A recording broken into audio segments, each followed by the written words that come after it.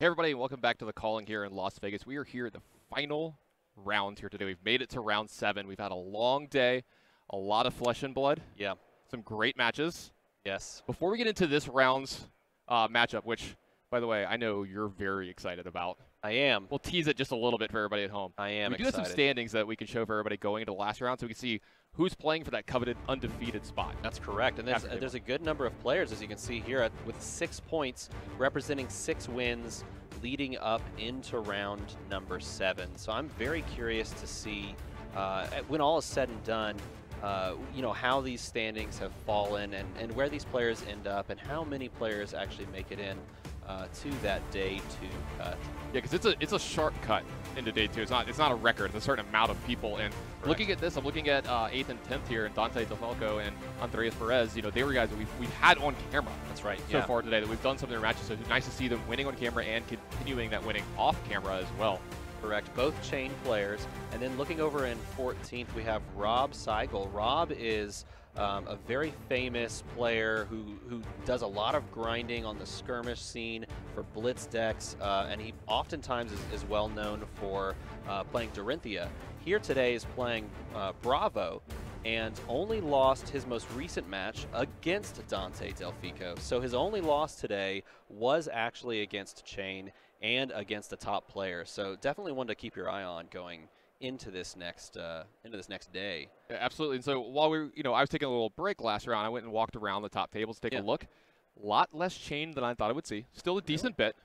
Way more Bravo than I thought I would see. I saw at least 3 Bravo decks at the top tables. Right. Saw 2 Prism. Okay. You know, a couple other surprises here or there, but a lot of decks represented. So it looks like we might have a pretty diverse thing going into day 2. Yes. So maybe it won't just be, mono Chain going into day 2.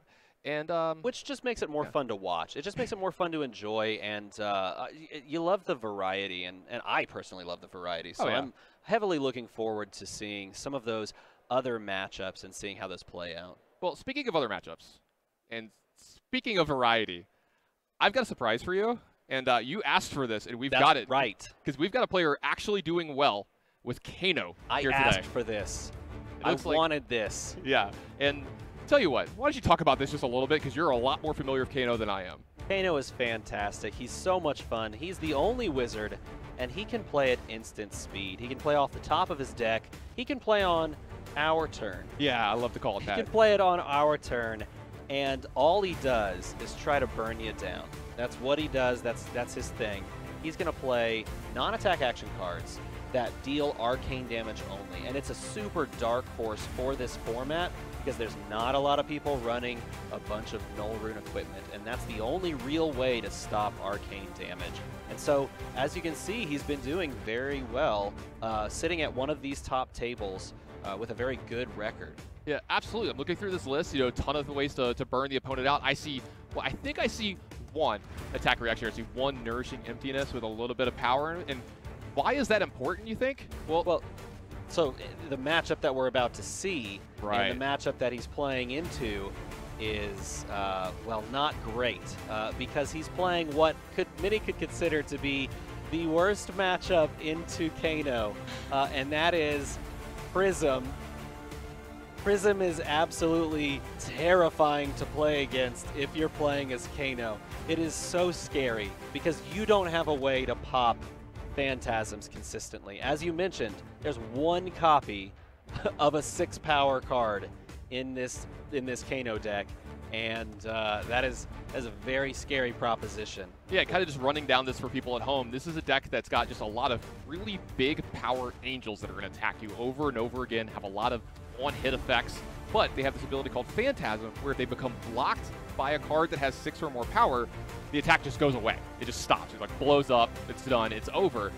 There is one card in the Kano list that can do that. So it's going to kind of be like 2 ships passing in the night here. I feel like the Prism player is going to just be attacking at will, doing whatever they want, getting all their on-hit effects, and the Kano player is going to try to do what they can. But you think it's pretty bad, right? It's not an easy matchup. I've played both sides of this matchup. It is not easy at all for the Kano player. But there is a chance, there is a possibility if the Kano player can do massive burn damage. So let's jump into round number 7. and see what Kano can do and what Prism can do. Two of my favorite classes, maybe my favorite classes. I think they could be. Kano, Prism, Illusionist, and Wizard. These were the first 2 decks I ever played in this game. Really? You played Wizard and Prism? Yes. When I played Prism, it was fine. You know, it was like kind of easy to just attack. It's a very straightforward deck. You know, you're not doing too many complicated things. It's not trying to say it's fantastic. easy or whatever. I will say this. When I played the Kano deck, I had no idea what I was doing. Sounds like me when I played Kano too. Until you play it a bunch and you really start to understand how and when things trigger, yeah, it's just really tricky. It's a lot of math, and it makes you feel absolutely amazing when you can pull off a win with Kano. You feel in complete control of the game when you can calculate out and burn your opponent to 0. But it's going to be very tricky against a light illusionist. And it does look like he's going first, using the effect, just pitching, I guess, just blue for Lesson in Lava. And Lesson in Lava is a fantastic card to hit early because it allows you to do some pretty tricky things if you have a lot of blues in hand. If it can connect and hit. Yeah, absolutely. This is one of the ones, this is a Kano specialization. They can do a ton of stuff. And while they're going through this, I actually want to point out some of the equipment that Kano's got now. The top equipment, the headpiece, is something that at any point in time he can use to opt to, which allows him to, you know, manipulate the top of his deck to make sure he knows what's on top, move it around, because that's actually really important with Kano's ability. That's correct. And he's going to be able at any point to pitch a blue card, so pitch 3 resources, and reveal the top card of the deck. And if it meets some stipulations, a non-attack action card, you can banish it and play it at instant speed, which does not require an action point to do, and can also be performed on your opponent's or our turn. I do want to point this out. There is absolutely no way outside of Halo of Illumination for this Light Illusionist Prism player to block arcane damage. And that is the reason people are playing Kano, because no one is bringing Null Rune. And everything he's doing right now is unblockable. He is literally putting the Prism player on a clock. You know what my favorite part about this is? And this is when you know that the Kano player knows where they are in the metagame. He's playing all of the cards that he's casting upside down because he knows his opponents all day long have been having to read them. That's exactly what's happening. That is exact. Oh, and this is so interesting. Both of these classes can play instance. Can play at instance speed. And so, like, this is a Genesis that gets played at instant speed. That's right. On the end of the turn, on the end of their turn. Our turn, yeah. Their turn together. Right. He plays a Genesis, flashes the Genesis down, gets to do the Genesis effect at the start of his turn, and, oh, by the way, first turn of the game, draws up alongside. It is the ultimate back play. So what you do with Genesis is you can take a card from your hand and you tuck it into your soul.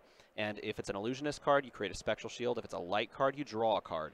It's going to be triggering both of those quite often. Yes, you choose a card. Oh my goodness. Oh my goodness. He plays the draw 3. He plays the Tome of Divinity. Tome of Divinity draws you 3 cards at instant speed if you've put a card into your soul this turn. And Genesis allowed him to put a card into his soul. So he's going to get a 3-card draw here. But in response to this, the Kano player can play instants off the top of his deck.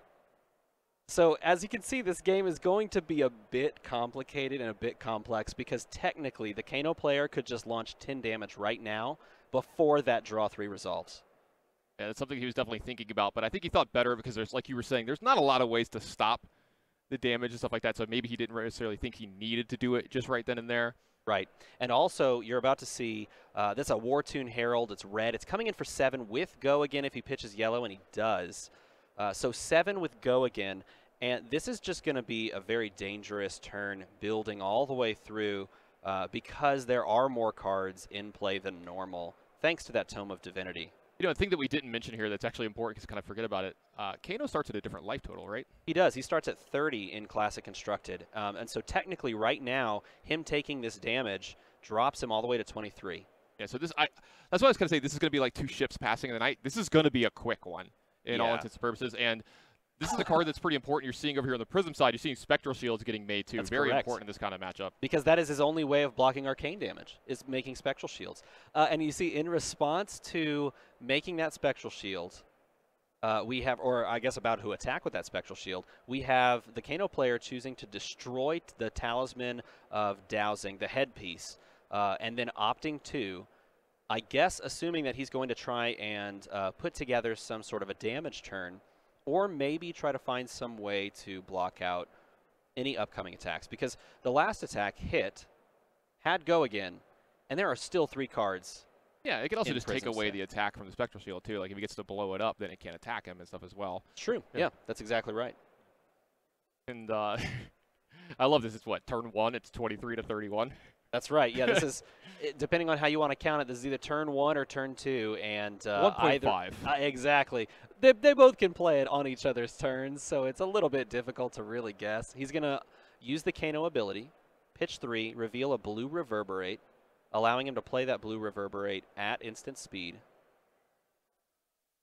And he can do this effect multiple times. Kano's effect is one of those where you can pitch multiple blue cards on a turn, stack up stuff into your banished zone that are playable, and then launch them in whatever order you want. And honestly, it's a fantastic way for him to put on counter pressure and try to rip cards out of the defending player's hand if they had Arcane Barrier, but they don't. It looks like Kano's going to be activating his staff here. This is going to add some arcane damage to his spells here this turn as well. So trying to get in the maximum amount of damage with all of his resources here this turn. And I think this is something that you have to do with Kano. You're going to have to squeeze out every little bit that you can. Yeah, it's basically a clock race. This is all this is. It's 23 to 31. We know there's probably more heralds in the hand of the Prism player. The Kano player is just assuming, and he's going to Spell Void 2 here, destroying the Halo of Illumination. Spell Void is a keyword that allows you basically a one-time Arcane Barrier, but it destroys the equipment. Ooh, it plays a Snapback at instant speed from hand. And it looks like it's a red Snapback, so that would come across for 3. The Prism player can't do much to stop this. They can maybe create a Spectral Shield, a second one, but it's still going to result in Snapback hitting.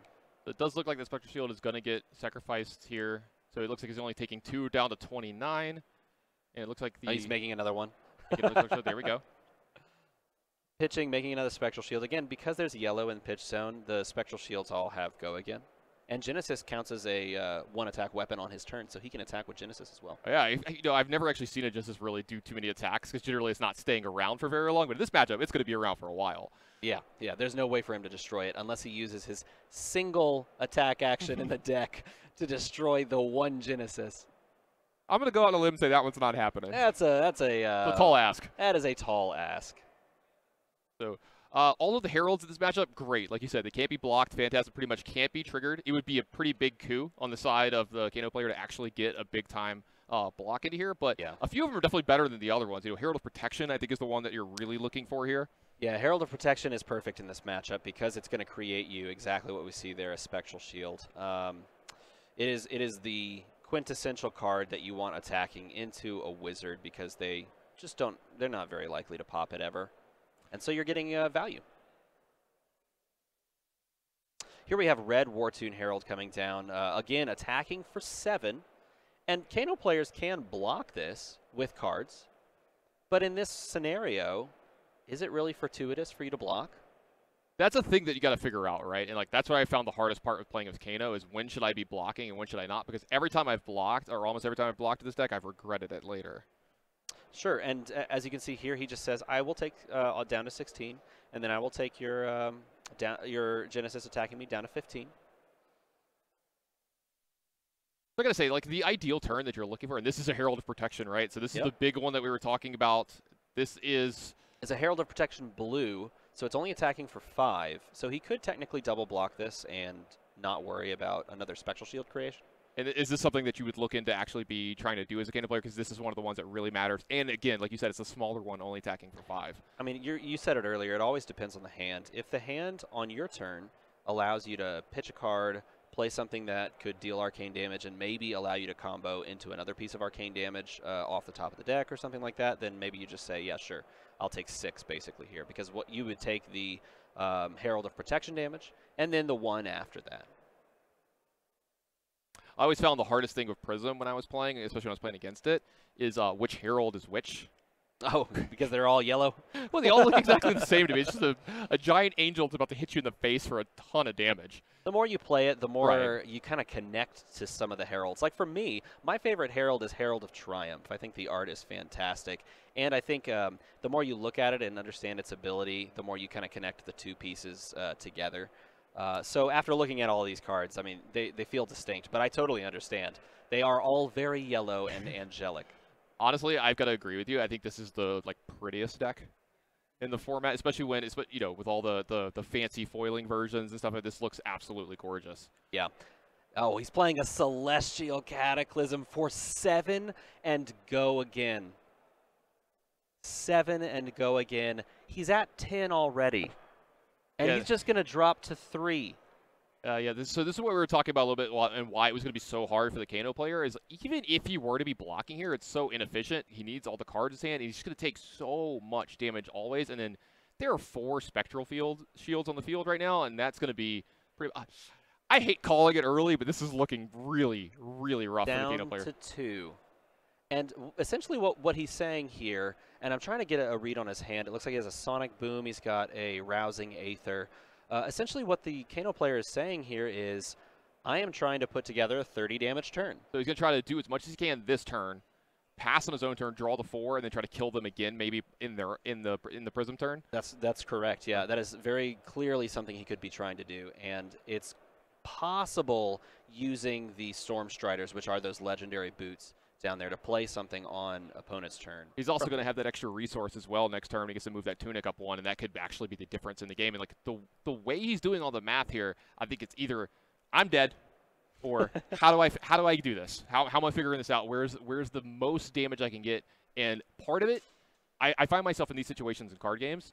You have to realize I have to get lucky, and you have to figure out the way to get lucky. That's right, and the percentage is at how much luck you need, and what probability off the top of the deck here is factoring in. As you can see, again, he can't block any arcane damage. So basically, this becomes a math problem, and it becomes a problem of resources. You saw he flashed up there at the front a Lesson in Lava. Lesson in Lava will deal 3, and then it'll fetch something, put it on top of your deck, allowing you to pitch 3 resources and banish that card. Then you have to pay for that card. So he's thinking about how to sequence all of these things, and if he needs to use the boots on this turn, or if he can do all of this on his turn, then reload. And he is going to use the Storm Striders. I think he's going to go for the Lesson in Lava play, searching up something, just trying to get there. He could also play that Sonic Boom as well and do very much the same thing. If I was the Prism player sitting in this situation, this is one of those times where you're like, I feel like I can't lose from here, but if I lose, it's going to be one hell of a story. You are not wrong. You have the ultimate bad beat story, and it's on camera, so your friends get to, kind of dig at you with it for the rest of your life. The tricky thing, too, here, and that he has to calculate through, is that these Spectral Shields, there's 4 of them, they're all going to soak. So if he wants to do something crazy, like, play a Sonic Boom that's buffed up, he has to buff it up past 4 Spectral Shields or play an attack, a non-attack action card at instant speed before. And that's just not something you can do if you don't have Stir the Aether. All right, and it looks like Alexander's finally figured it out. He's going to go ahead and activate the wand. He's going to increase the arcane damage just a little bit this turn. Okay, this is very interesting. This means he's probably committing these metacarpal nodes to this Metacarpus node as well. And it looks like he is. He's going to have to pitch one of those cards to do so. If he doesn't do that, the Spectral Shields soak all this damage, and then Lesson in Lava doesn't actually trigger its on-hit effect. You got to believe that's what he's going for this turn. He needs to get this Lesson of Lava off to get some more cards back in his hand, recover a little bit of all the card advantages he's using. The Dream Weavers are coming out to do a little extra soaking up here. Yeah. I guess I had forgotten if Dream Weavers has Spell Void. I think it does. Yeah, so it looks like the Spell Void's been used, so what, 6 critical, damage? That's a critical mistake then. Yeah. If that's the case, that is an absolute back-breaking mistake, soaking up the Dream Weavers, taking that Spell Void out. He should have held off, perhaps, and waited on his turn. But even then, it's just very tricky to kind of combo off. This is really good, though. Hitting a Sonic Boom now is some way to possibly save yourself in this scenario, because you could do something. And he hits a Chain Lightning, which adds another 3 damage. At this point, when you're this far down, it's 20. It was 20, 27 to 3. like you kind of got to make some Hail Marys, and hey, maybe your opponent just forgets that their equipment does that. You know, that might have been part of his thing. He's like, hey, maybe I got to get lucky anyway, so maybe that's part of it. Yeah. You know, things like that. You got to try to squeeze out every little bit that you can. That's true. Drawing up to 4-card hand, and it just does not look like he's going to be able to get through with that 4-card hand based on what he drew. He already used his Storm Strider, so he can't play from hand on opponent's turn unless he has a stir off the top.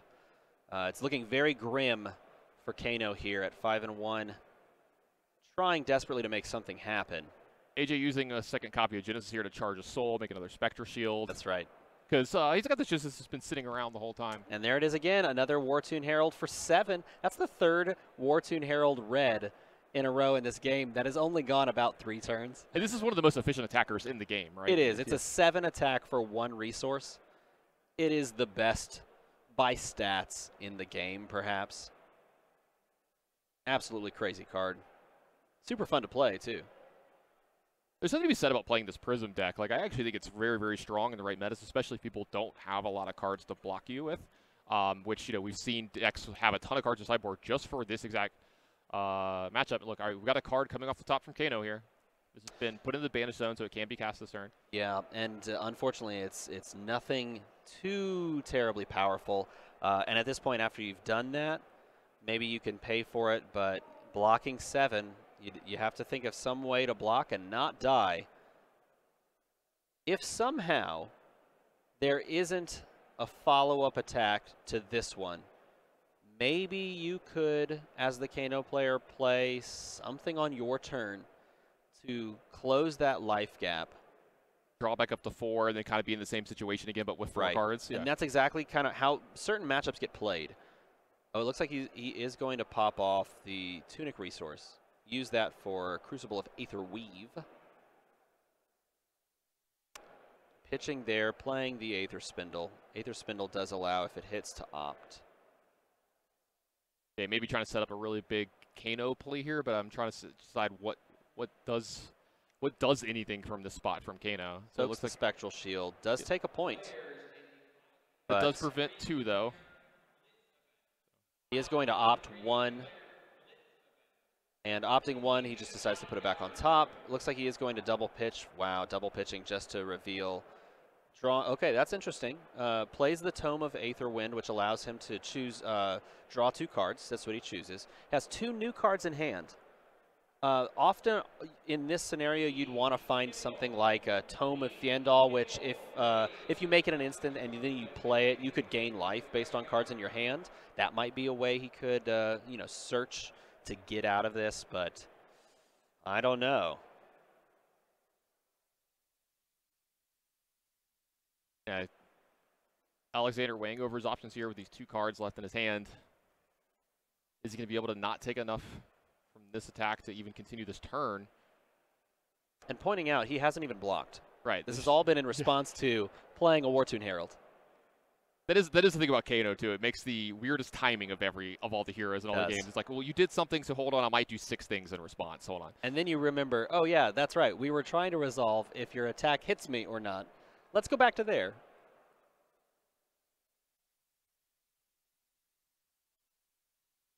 Well, it doesn't look like Alex is straight dead. You know, he's still, you know, weighing his options, trying to figure out if there's another attack behind this. I think that's what he's thinking about, right? Is can I block? I don't see any way for him to get out of this one. Yeah, and I think he did the same thing. He realized it as well. There had to have been some just Hail Mary kind of a play for him to try and close that out. And unfortunately, on that turn, the miscalculation of Spell Void being on the Dreamweavers stopped that possible big play. Oh, and look at this. He even reveals that he had Herald of Erudition in hand, and Herald of Erudition, the best card for Prism if it connects, because it draws you 2 cards. So it was just going to get crazy from there anyway. A tough matchup for Kano, like we talked about in the Open, and it turned out just to be a little bit too much. Yeah, absolutely. And like you said, really unfortunate for the Kano player here. I'd love to see some more from him in this tournament. Great matchup. You know, you were asking for this all day. It's one of my personal favorite heroes. I love the idea of just, you know, in this format where everyone's attacking everybody, I'm like, I'm just going to throw a bunch of spells up at you. Yes. You know, do a lot of fun stuff. Really unfortunate that he runs into the worst possible matchup in a deck that, while played a decent bit, is not going to be like the lion's share of the meta here. You're not, you're hoping to dodge Prism all day long, sure. obviously. And so, it's just so interesting, too, because it really is the worst possible matchup. You don't want to see, as a 5-1 player that plays Kano, who's probably played a bunch of people all day that haven't had the ability to block arcane damage. You don't want to see a player that can just say, yeah, you can throw that at me because I'm going to go 7-7-7 back to back to back. It is by far the worst. So I got to ask, since you're such a Kano fan and we just saw a player doing really well Kano, what makes you bring Kano to a tournament? Is there something other than the fact that you think that you can get that edge since people don't have Arcane Barrier, or is it just like a labor of love? I think it's both. I think it's definitely both of those. One, if you're reading the meta in its current form, there is a clear and present opening for Kano to just kind of come in and deal a bunch of damage that people can't deal with. But oftentimes Kano players are just solely Kano players, diehard Kano players, and honestly it takes that to play Kano at a high level just because it's just that complicated. Steve, I personally think it's just somebody who really values their time. They want to make sure they have time to get lunch in between the rounds. They want to have time to go use the restroom. They want to make sure that their matches are over as quickly as possible. Either way, I win or I don't. Well, we're going to take a quick break, and we're going to come back with a little bit more action here from round 7. Don't go anywhere.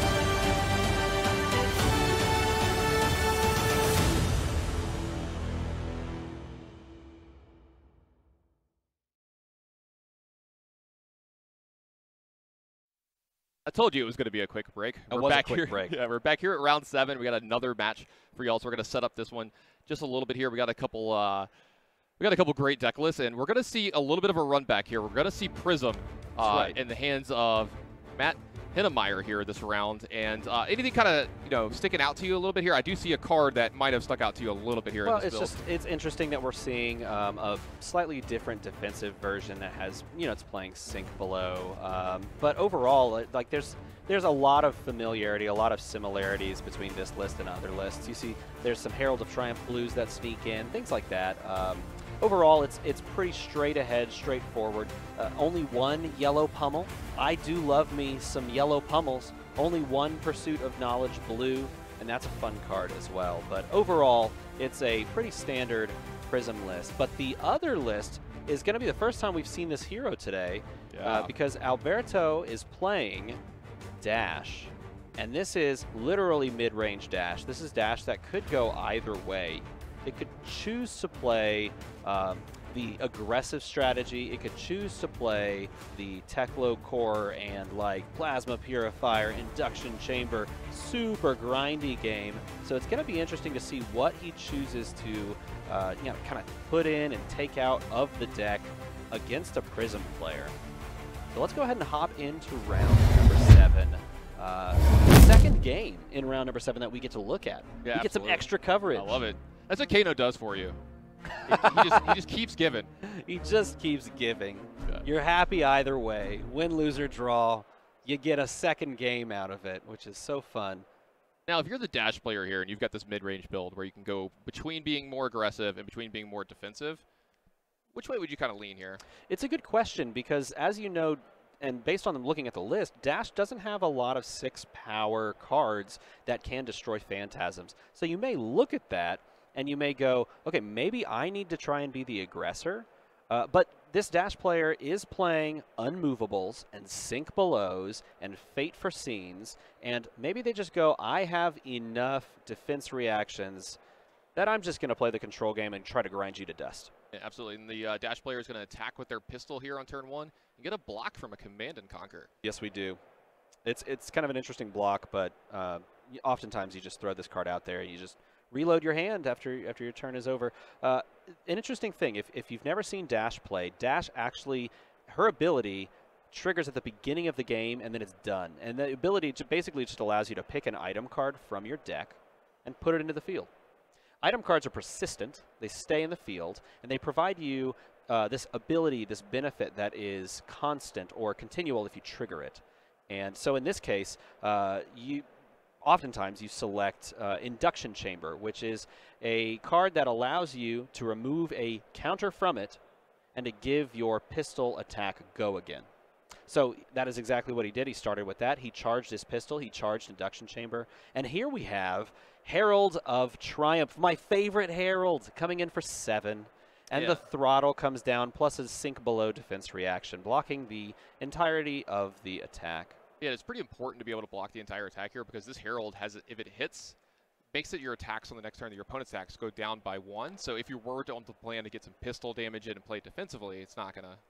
Well, so actually this Herald makes it harder for your opponent to destroy it via the Phantasm because it's the blocking card. That's why it's my favorite Herald, because it's the blocking card that has to be 7 attack or greater in order for that Phantasm to pop. It's so consistent. I love it.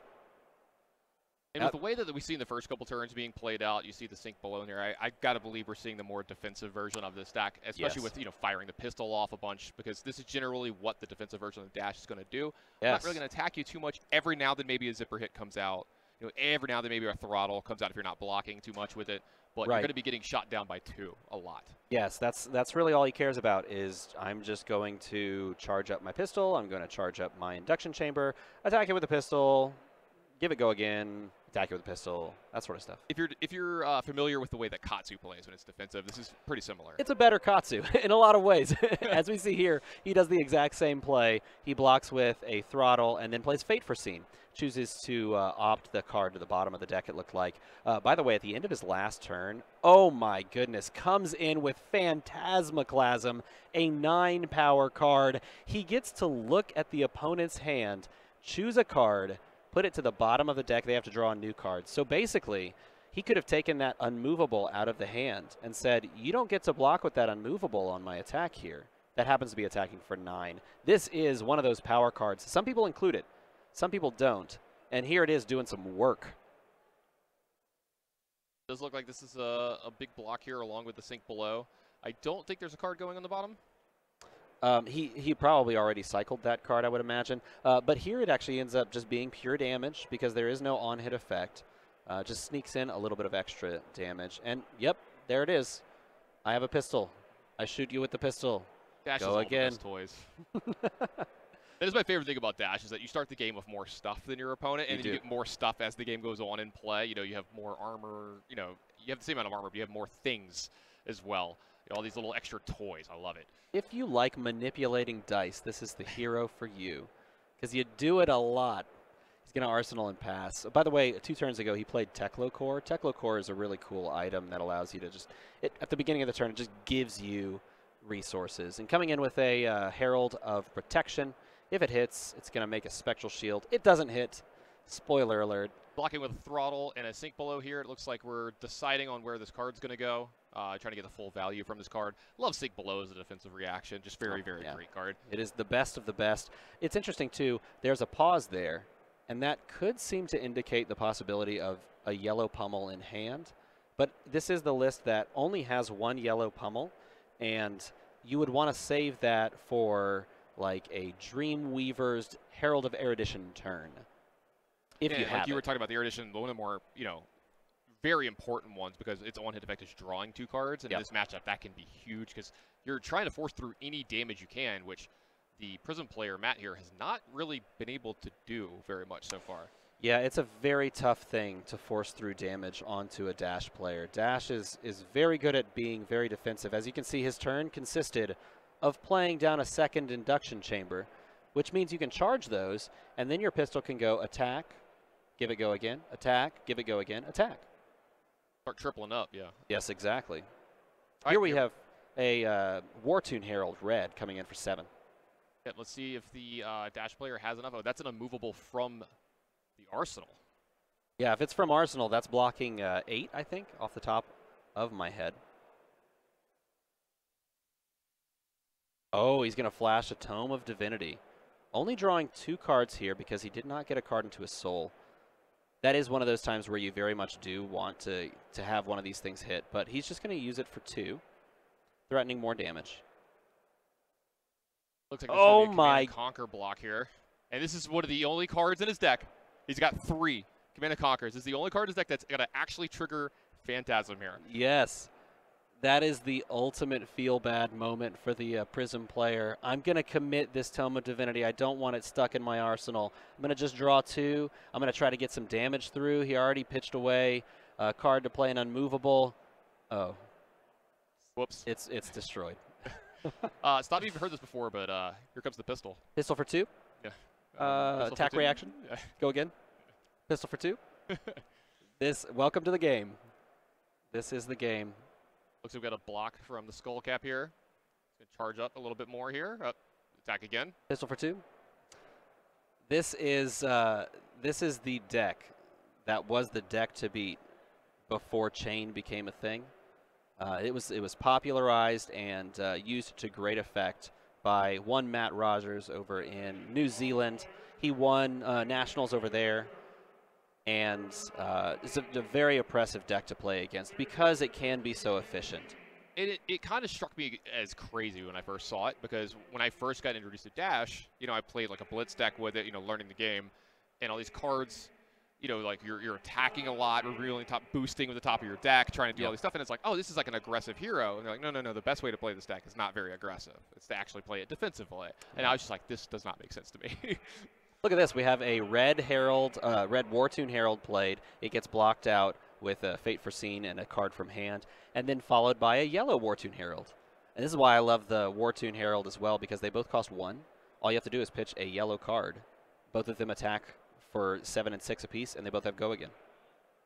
Yeah, it looks like that one hit. Yeah, it looks like it hits and it goes into the soul. That's a big thing. We haven't really been able to see him charge his soul very much this game. Oh, interesting. A blue Herald of Tenacity. Herald of Tenacity has Dominate, making it harder to block, and he just blocks it outright with a Fate Foreseen, it looks like. Or perhaps a block on the Skull Cap, a block on the Teklo Foundry Heart, and perhaps a card from hand as well. Right, because you can only block with one card from hand, but you can still block with your equipment, or if you have a defense reaction or something like that from the arsenal, you can do that as well. That's correct. And then here we have a pitch of a Command and Conquer so that he can block a 2-attack pistol with his 1 attack, or 1 block, I should say, Phantasmal Footsteps. A very interesting kind of quick play that he made there. Pistol again? Yeah, I think he's probably going to shoot the pistol a few times. Yeah. Yeah, there's the pistol. And the cool thing, too, is that you could actually block again with the Phantasmal Footsteps if you pitch a card that generates you a floating resource. Because in doing all of the go-agains and then, charging, hey, and we have a flash of a Fable. This is the first Fable played on camera, right? I think so. It is a fantastic card. It's a sideways card. That is the Great Library of Solana. When, at the end of your turn, you have pitched 2 yellow cards, you draw 5 cards. You have a 5-card hand. That card is very, very powerful, but the other player can interact with it by pitching 2 yellow cards to get rid of it, which... Yep. We'll have to see if that's something that's going to happen here. Now we have it looks like a high octane turn turning into attacking with a pistol. High octane can get very crazy very quickly.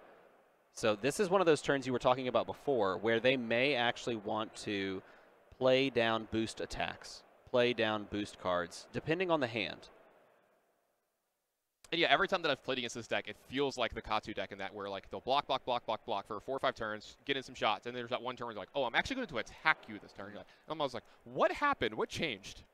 It's really only when you draw high octane. That's basically it. When you draw cards like that, then you start considering. But even here, look, he's just pitching resources, charging up pistols, going again, firing pistols. We'll see if he actually chooses to make use of the high octane here. It's also interesting if the opponent, as a Prism player, if the opponent has pitched 2 yellows, they'll also get 5 intellect. So the landmark here, the Library of Solana, can play both ways. And more pistols. And the block off the Phantasmal Footsteps for 1, taking 1. We're going to have a lot of repetition this game.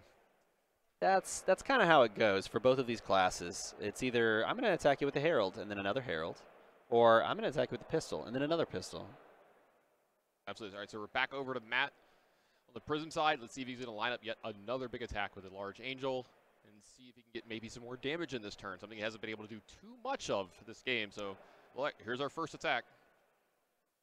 Pitching a yellow, a very interesting choice to not try to... At this point, you haven't really built up your soul, so Celestial Cataclysm there is just fine to pitch away to give go again to your Herald of Triumph, which can't be popped unless they pop with a 7 or higher. Looks like we're going to get a double block from hand plus the piece of equipment here. Yes. Get a full block on here. That's correct. Blocking for 7. And he's going to pitch another Celestial Cataclysm, coming across with a yellow Herald of the pop. And the second Command and Conquer this game to just go ahead and nullify a complete attack. Again, only 3 of those in Alberto's deck list. I say only 3. We're playing as many as we can, and it's one of the best cards in the game. But in this matchup, it is even better because it's going to be popping that Phantasm every single time you draw it. Used to great effect. Exactly how you want to do it if you are the Dash player. Just wait. Just wait for them to commit and pop it and get happy. That's exactly what we've seen here. As you can see, he just shot with his pistol, was content with... getting his 1 in, getting his 1 in. Yeah, exactly. Just pop it out. And then we have another Herald of Triumph coming down. And it does pop here based on the high octane, or not the high octane, excuse me. It does pop off of the maximum velocity, which is a pretty gross little card. Here he can choose to pitch and gain an action point back from the Phantasmal Footsteps. Looks like he's weighing his options. Does look like he's going to arsenal and pass here, though. But he does end up look like he pitched 2 yellow cards, which, with the Library of Solana out, allows him to draw a hand of 5 plus an arsenal. It's the largest hand size you can have in the game, essentially. I was going to say, I don't know if I've seen much bigger, so... Oh, here we go. Another high octane turn. This might be one of the turns where we actually get an attack, but we're actually attacking into 6 cards now total, though.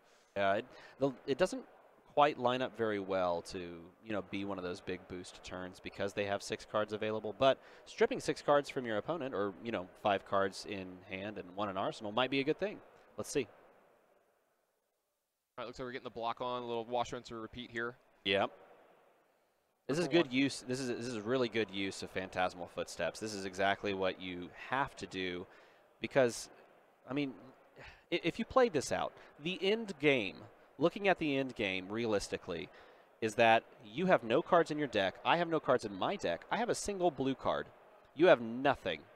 I pitch the blue card and shoot you in the face with a pistol, and that card comes back into my hand at the end of the turn after I, draw the card from my deck. The end game is this, and so to avoid this, you have to find a way to sneak past damage and also try to not run out of cards. Yeah, it just seems like it's going to be a complete grind from both sides of the board here. The control player, like you said, just trying to stay alive. Is this an actual attack here? It is, yeah. It's a boosted throttle, a red throttle. I'm so surprised we haven't seen one of these all game.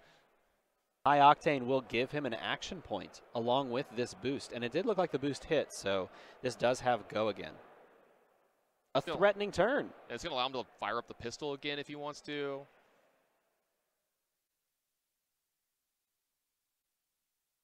It's very interesting. Let's see if he continues to put on the pressure, or if he's just going to go 2 and 2. And this damage is really starting to add up from Alberto's side here. You're seeing that Matt on the Prism side is down to 17 here and is not making a lot of inroads into Alberto's life total here. He's at 32. Yeah. And he's going to another full hand turn. But this might be one of the turns where maybe some damage gets through. Matt's getting a lot of extra cards here over the last couple turns, so maybe he might be able to sneak some through his turn. Let's see if he can do it. This looks like a block of 2 cards from hand. Blocking out the 7 there with the 3 plus the 4. Because, of course, they always have the defense reaction. Getting the op to the bottom here, too. Nice play. Oh, and we have the Herald of Erudition not choosing to use Dreamweavers in this scenario. If Herald of Erudition hits, he's going to draw 2 cards. His equipment situation is not in the place where he can block with a card from hand, because this has Dominate and a piece of equipment. So, and he doesn't have a card in Arsenal as well. So he's got to have some sort of trick up his sleeve to stop this one.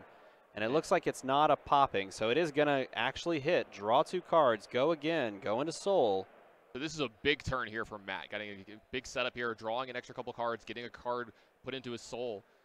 Yeah, this is the kind of turn that he was looking for, right, to kind of turn this game around. It is, and if it can continue, it could get very disgusting. If those 2 cards within them, if one of those cards was, like a Tome of Divinity, then all of a sudden he could be drawing 3 cards and continuing to put on pressure. But instead, it doesn't look like that's the case. It looks like he's just going to make a Spectral Shield, attack with a Spectral Shield, and attack for 5 with a Herald of Triumph.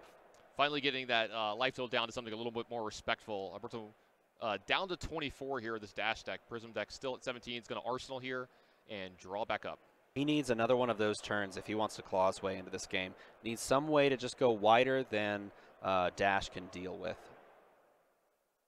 Thought we've heard this before, but we start the turn off with attacking with a pistol. I've heard that before. I didn't stop you, though. I should have stopped you. I apologize. It's going to be attack for 2. Nothing can stop the pistol. You know what's coming next, right?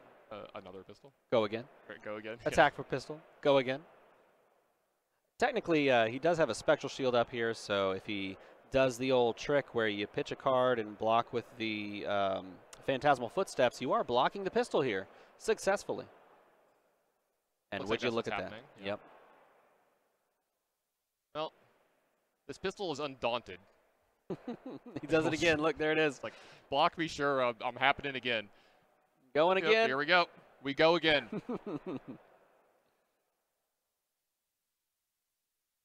And the turn is over. 3 pistol attacks later. Oh, and at the end of the turn, you flash down the Genesis. You had the 5-card hand from the 2 yellows previously in the wonderful, great library of Solana. And now you get a Genesis in play. You get the Charge the Soul. You get the Spectral Shield to draw the card. I'm telling you, a Tome of Divinity is all he needs to claw into this game now. If Matt's got one of those, he's still got a card in Arsenal, a bunch of cards in his hand.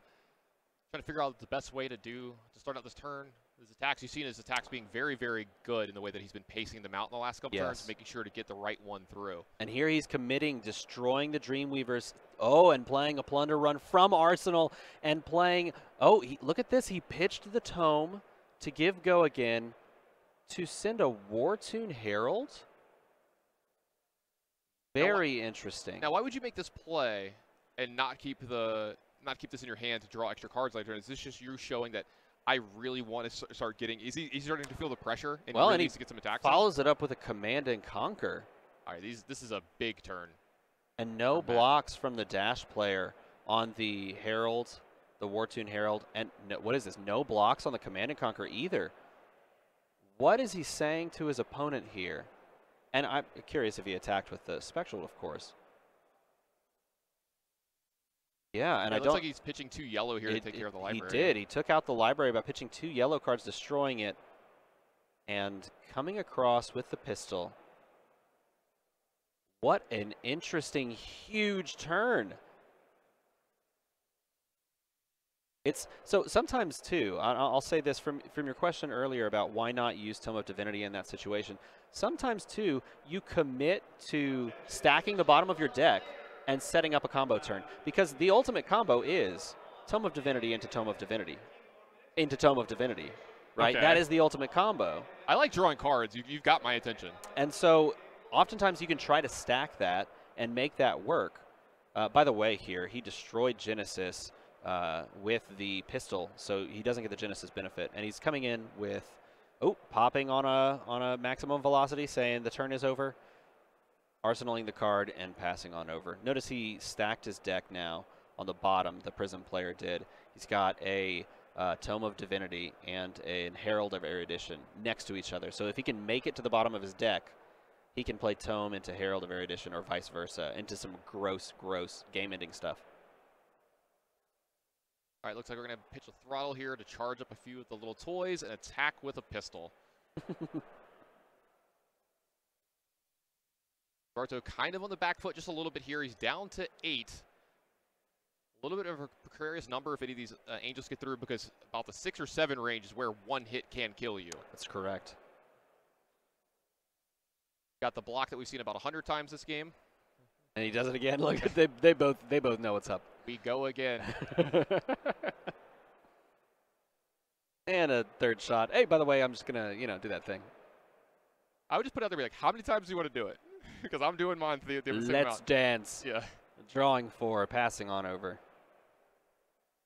All right, we're back over to Matt here. Let's see if he can sneak through a little bit more damage this turn. The game is starting to get close to a conclusion here. We're getting low life totals on both of them. Oh, we're going to get the third Command and Conquer to pop the Prism. That's the third Command and Conquer. Oh, and he's paying for the resource for the action point and jamming down a Pursuit of Knowledge, saying if you want to keep me from drawing 5 cards right now, you're going to need to commit something. And he does. Commits the last block on the Skull Cap, meaning there is no way for him to stop another Herald of Erudition. All right, back over to Alberto. He's going to make some resource points. Oh, here we go, a little bit of a different thing. We're not attacking with the pistol. We're drawing some extra cards.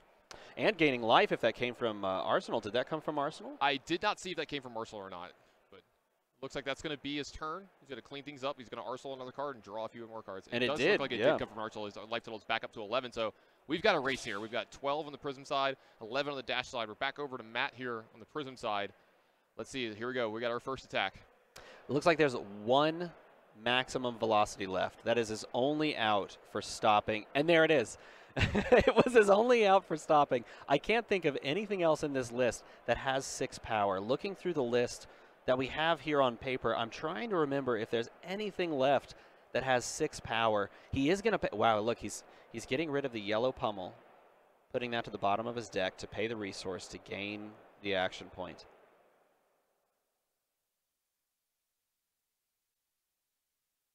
While he's thinking about that, Alberto's going to pick up his deck and go through his discard pile here. Something you'll see control players do quite a bit when they're like, how many copies of some of these cards do I get? Right. Because generally you're going through your entire deck, and so you're going to know kind of what's left. Like I've got 1 of this left, 2 of this left, and you can kind of play towards those outs. All right, back over to Alberto, and here comes the pistol. So there's a couple of things that Prism here wants to keep in mind. He earlier in the game pitched away 2 Celestial Cataclysms. Okay, those are cards that you have to banish 3 cards from Soul in order to play. If you don't do that, or I mean, if you can't do that, you can't play Celestial Cataclysm. But if you can, it's a 7 with Go again that can't be destroyed by anything, which is dangerous. And so, as you can see, he's choosing not to, and this is perhaps a conscious choice, he's choosing not to pitch away cards from hand to create Spectral Shields. And instead, he's keeping those in hand because those cards are very likely to cycle back around. It's been a while since we've seen those pitched.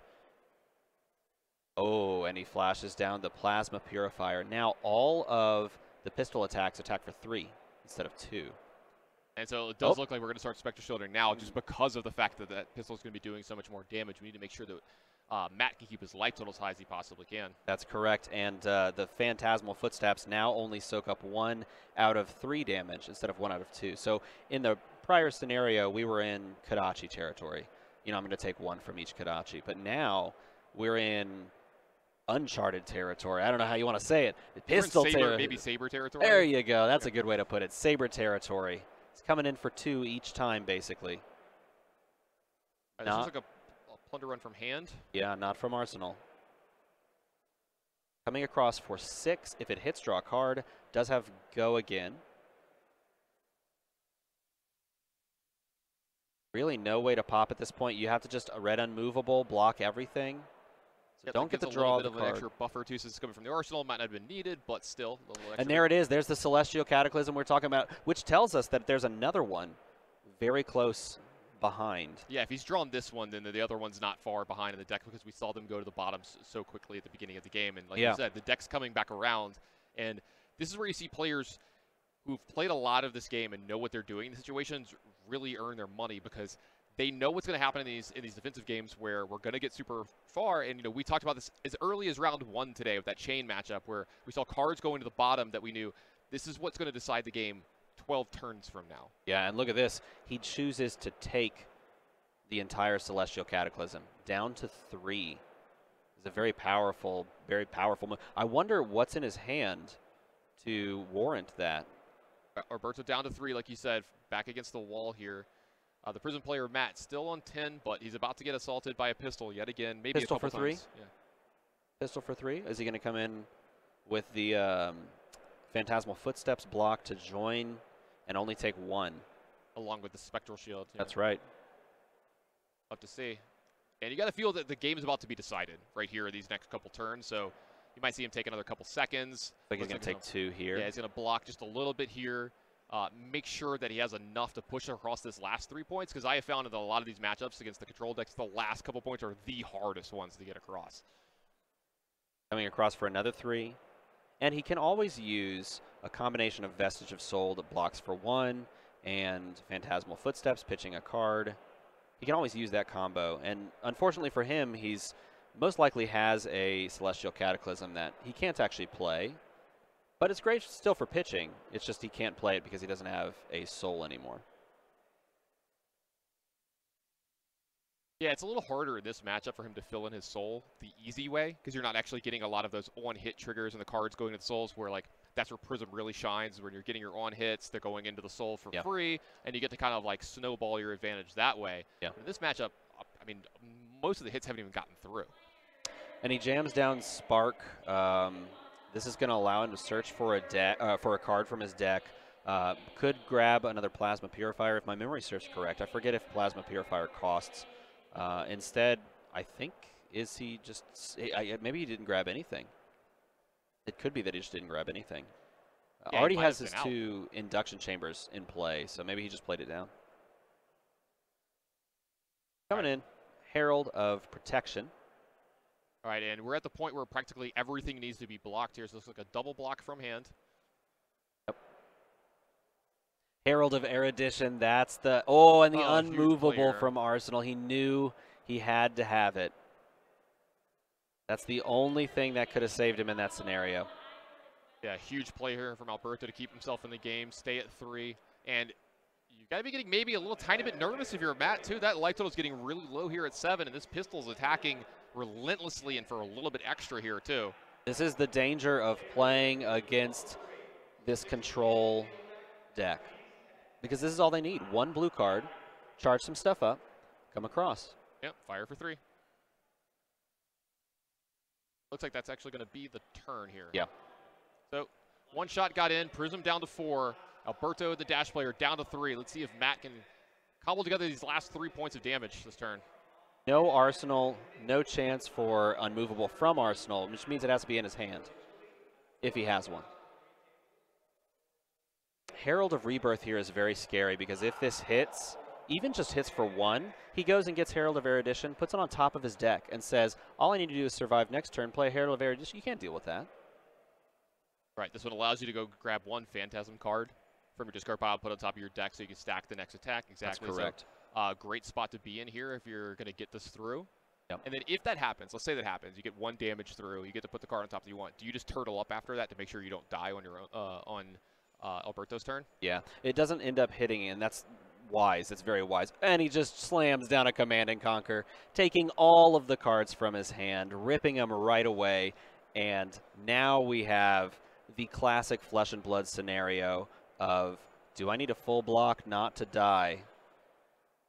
Yeah, and I think that's what Matt's going to be trying to present every turn from here on out. He's going to be trying to represent something that can get all 4 cards out of Alberto's hand, so he's never in a point where he has actual resources during his turn to fire that pistol that we've been talking about. And this is looking like that situation is coming to pass for Alberto. And there we go again. There it is, full block hands. You have to keep everything in front of you as the dash player here.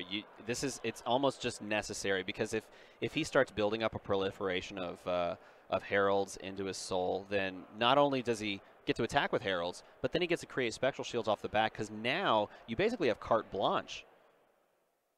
All right, so this is going to be a single attack here this turn, but this is a big one. So here he can see it doesn't really matter. There's no defense reaction in hand that would really stop a Phantasmaclasm. He chooses one of those cards, just tosses it away. He does get to draw a card, so there is the possibility of maybe drawing into a Phantasmaclasm, but he just says, I'm just going to take those other 3 cards and just slam those in front of the Phantasmaclasm and not die. Please and thank you. He does have a blue card so that he can actually put pressure back on. A big turn in the game here. This is the first turn in a couple turns that Alberto's actually had resources during his own turn and being able to fire his pistol. So attacking for 3, taking the counter off Plasma Purifier. He is going to be able to give this go again. Oh, and the sink below for 4 is perfectly timed. Absolutely. Let's see if he's going to resolve the rest of this card, or maybe Matt just likes his hand. I don't know. It looks like he's going to take a second to make a decision. Can't blame him this late in the game, this low of a life total, 4-3. I mean, these players are playing for the perfect 7-0. They are. Well. They are both 6-0. Yes, this is a big point in the tournament for them. I'll tell you this right now. Making day 2, huge, right? If you make day 2, you're in the running to win this tournament.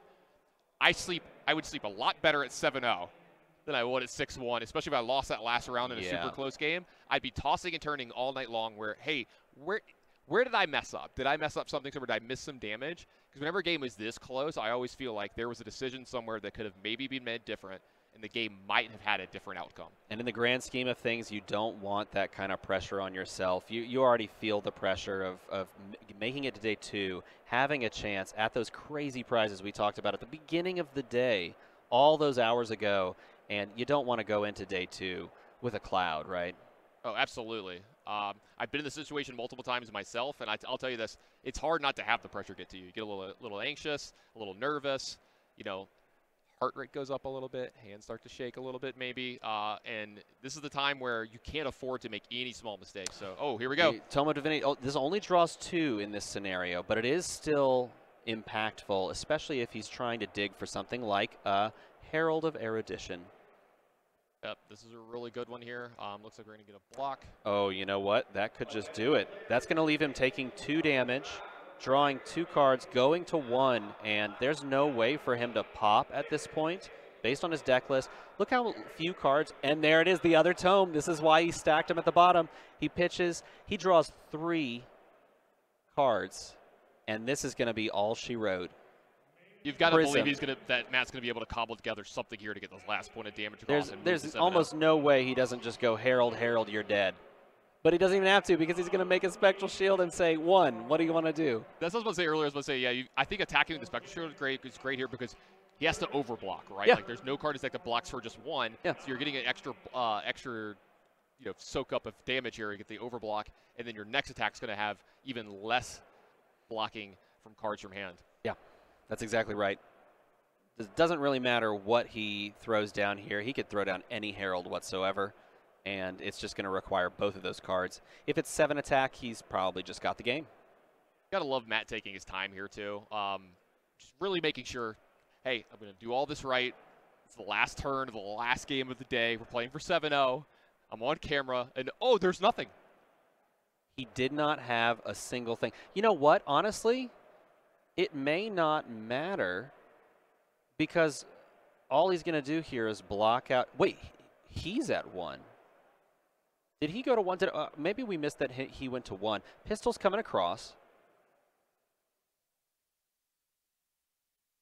This is only, I believe, coming across for 2. I don't think I saw a token go on and come off of Plasma Purifier. It could be a scenario where in his hand, he's got like Genesis, and, some other random. I think you might actually be right. I remember at one point in time he pitched 2 Genesis like in the game to get some resources, and they might have been right around the same amount, and we might be to that part of the deck. Yeah, it could be. Oh no, he had to pitch to. Wait, he does have a Herald. Perhaps he drew into that Herald. Nevertheless, it could be a scenario where he's got Genesis, and like Ode to Wrath in his hand. And if that's the case, he could lose here. He could just immediately lose because those cards do not block for anything. You would have to pitch them in order to block with Phantasmal Footsteps, things like that. They still got, possibly the Footsteps. He's still got a Spectre Shield. That's right. So we'll see here. This would be quite the upset from what we saw. Maybe we had the life total wrong for like half a turn here, but I was writing Alberto off. It would be very interesting indeed. And I do want to point out the deck sizes of both players currently because Dash is literally down to about 4, maybe 6 cards in deck with the pitch zone there. He is going to pay, and he's going to block with a pummel, and he's going to block all of that damage out. Interesting that he blocks with the pummel. There is a line of play, possibly, depending on if you have the resources, where you can just win off the pummel. And yeah, he's had to actually use his pummels for resources multiple times in this game, and it's one of the things you're talking about. This is a card that could be big in some important time, like especially earlier in the game, but just forcing through that 1 or 2 damage with the right Herald to get the on-hit trigger and kind of snowball things from there. Yeah. We also saw him rightfully take that Soul Shield, which is supposed to go to Soul at the end of the combat chain, put it into Soul. So he does have the capacity here. So we have double an attack here from Matt, a double block. 1. Soul Shield's going to attack. It gets blocked as well, and that's going to be the turn. Didn't have the resources to make another Spectral Shield, which would be really good. So we're back over to Alberto. He's got 3 resources here, so this is going to be a few shots of the pistol. Yep. And does Matt have enough left here?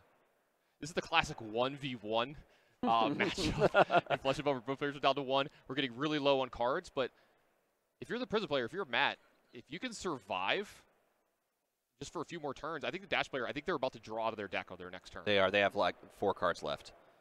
3 cards plus the card that's been pitched. You rip those cards out of their hand on your next turn, and there's Celestial blocks. Those cards are not going to be used going forward. They're the perfect cards for you to block with. You could use them to pitch for some go-agains, but literally all you have to do is slam down 1 attack. There's the Genesis. Oh, and the pop. Is that a pop? It does look like a successful pop. I forgot that. Why I blanked on the throttle. It's a throttle, right? Red throttle. Yeah.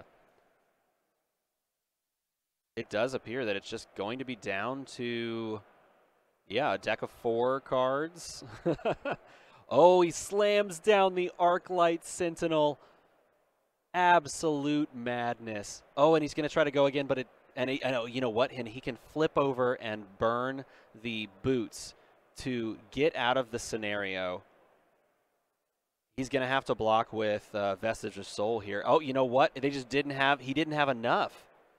Oh my goodness, what a crazy finish of a turn. He slams down an Arclight Sentinel to stop the attack, which is followed up by an attack into the Arclight Sentinel and a boost, and then the boost fails or doesn't gain the action point, so he goes into destroying the boots that allow him to gain that back, very similar to what you would do if you were playing as Prism, and then he shoots him in the face with a pistol to end the game. Couldn't have ended any other way. It had to be the pistol, right? What a crazy way to end the game. I will be honest, I thought Prism had that locked up. Yeah, that one turn where, he first got him down to 1, and we were just like waiting for, any attack. Any attack here gets it done, but there was no Herald behind us. There was no attack coming in. I was taking a few notes during this game to kind of revisit some of the stuff that we were talking about, and I think some of the biggest turning points, I wanted to hear your thoughts on this, is like maybe the turn where the Dash player destroyed the library from his opponent. Remember the turn where he just had to tank up and face about like 14 points of damage? That seemed to be almost deciding in the game because the Dash player was so far ahead, it felt like, going into that. Was that just something that he absolutely had to do to keep himself in the game? Or do you feel like that was something that, maybe if he lost, he'd go back and look at that spot? Yeah, I think if you have the capacity to destroy the library, you're not ever getting as much benefit as the Prism player in library. You're not pitching 2 yellow cards. You're not getting the 5 intellect. So taking that away from your opponent, it's very similar to Genesis and how Genesis can provide that incremental value over and over and over again. If you let that stay up for too long, then you just get rolled out of the game. And so it's a very smart, in my opinion, it's a very smart move to take the 2 yellow cards and just say, I probably don't need these. I'll take 1 blue. I'll shoot you in the face with a pistol a few times my next turn, but you don't get 5 intellect anymore. Yeah, absolutely. Very bold. Yeah, super big turn right then and there. Great game to end the day on. A lot of pistol shots. It couldn't have ended any other way. Yeah. Alberto's going to move on to 7-0 with his Dash deck going into tomorrow. Can't do much better than that. It's a perfect record. And then Matt finishes at 6-1. Not a bad way to end it. And you know what? Now that we're talking about final records, we've got standings. Let's pull them up on the board and take a look at who finished the day with 7 wins. We have how many players is that? 6 different players finishing undefeated on the day, including Alberto, which we just watched that game wrap up. We also have Chris Clay, as well as just a variety of other players. A few players we saw on stream sitting in that 6-win range, most likely all making the cut. Yeah, we see Andreas Perez and Dante Delfico that we were yeah. talking about earlier, and it looks like they might not have gotten their last rounds here today, but still very strong records going into day 2. Yes. If I would have told you at the beginning of the day you're going to go into day 2 with a 6-1 record, you'd take it. I think I would take that. Yeah, I would definitely take that because that basically guarantees you a spot in the top going forward into day 2. And as we tab over and look at the next group of 20 players, we can see all of these players also have that 6-1 record, which is a very important record, I think, to have. We talked about it at the beginning of the day, all those hours ago. Absolutely. One player that I definitely want to point out is Nathan Zamora. Made it through at 6-1. Very good friend of mine from back in the day. We've known each other for about 20 years. We've been through about 3 different card games with each other as well. So glad to see him really push his way through his first actual real big Flesh and Blood event. So love seeing him do that. AJ Brown, another player that we saw a little bit today. I think a moment ago I saw the name of the Wizard player. I think there it is. Alexander Vore at 55, sitting with that 5-2 record. I believe that allows him to cut up into the next round into day 2. I really hope so. Which means we're going to get a Wizard player. I really hope so. Also want to point out Rob Seigel at 47 playing Bravo, finishing with 5 wins as well. And it looks like that's going to make the cut into day 2.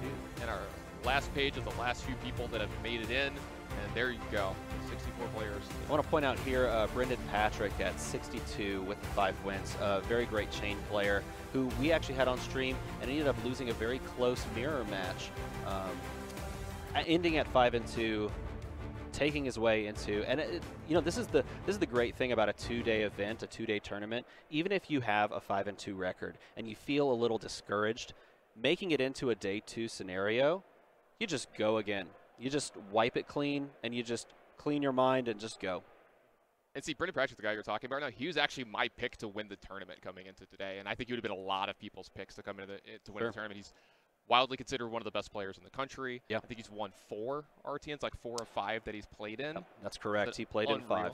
Yeah, it's an unreal stat to have in a tournament like this. Stuff like that. So great to see all these players that are making it in day 2. I'm really excited to see the Kano player making it in day 2. Hopefully we can get him again on camera tomorrow. And speaking of tomorrow, we are going to have coverage here again tomorrow. of that top 64, they're going to be playing 4 more rounds. Yep. And then we're going to cut to a top 8. So 7 more wins for a few more players tomorrow. And they can bring it all home. And just so you know, at home, if you're going to be watching us tomorrow, we're going to be starting a little bit more early than we did today. We're going to be starting at 9 a.m. tomorrow so we can get us out of here at a decent time. Yeah, it's going to be fantastic. We're going to give out some prizes. We're going to see some very high-level Flesh and Blood play. I can't wait. Absolutely. We're going to see some Chain. It's going to be there. A lot of players made into day 2 of Chain, but as you saw, we saw a lot of Prism players. I've seen a lot of Bravo players at the top. I think we're going to see a little bit more of tomorrow. I'm excited to see that, but we're going to have to find out what we're going to see when we get there. So make sure you don't miss it. We'll be here live 9 a.m. tomorrow. Make sure you come back.